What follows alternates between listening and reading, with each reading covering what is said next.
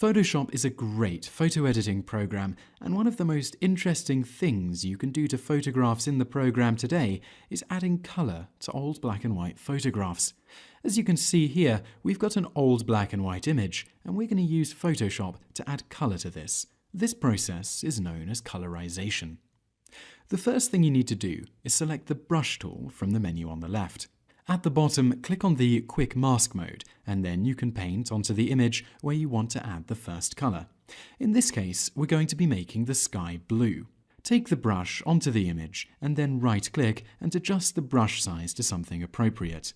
You should also set the hardness to around 40%, as this is a hardness level that works well when colorizing a photograph.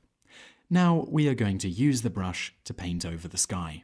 Now, it's not going to really matter if you touch the clouds here and there, but try to avoid the whitest parts of the cloud, otherwise they might appear a bit blue.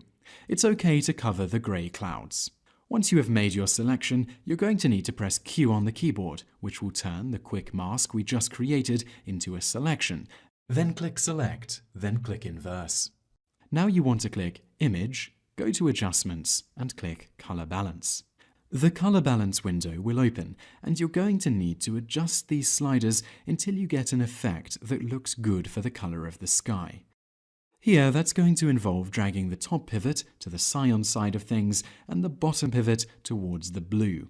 And essentially, you just need to adjust these levels until it looks right for your image.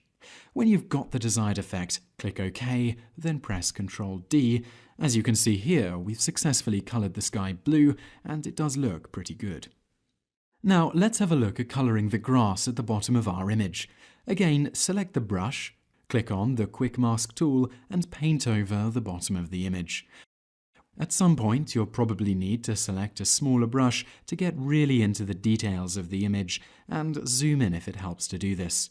Just get it nice and neat. Then zoom out, and just as before, press Q. Then click Select, then click Inverse. Now go to Image, navigate to Adjustments, and click Color Balance. This time we're going to adjust it to different colors.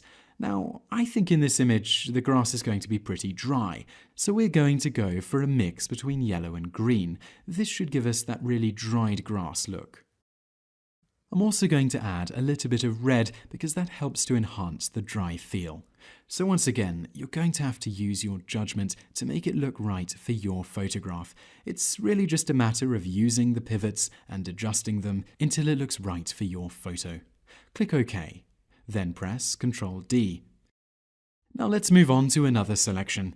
Let's click the brush again. Click Quick Mask and adjust the size of the brush. This time we're going to be painting over the trees that run behind the building, and they're going to be green, but a rather different type of green to that we just applied to the grass. Paint over the trees, and as always, be careful not to touch anything else. Once you've made your selection, press Q. Go to Select, click Inverse, then go to Image, go to Adjustments, and click Color Balance. Now, these trees we're going to give a much richer green color to, so get the green pivot and drag that. We're also adding a touch of red here. Click OK. Press Ctrl D, and you can already see that our image is beginning to look very effective.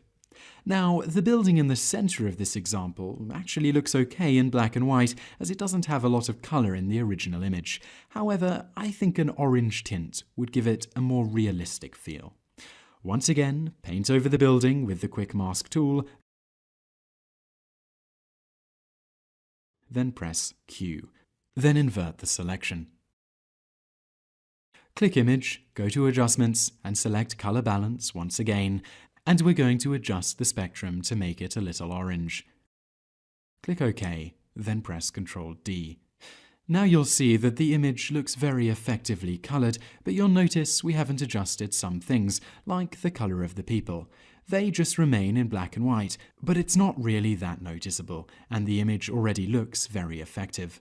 This is the process for learning how to colorize a photo in Photoshop, and I hope you'll agree it's a pretty interesting effect.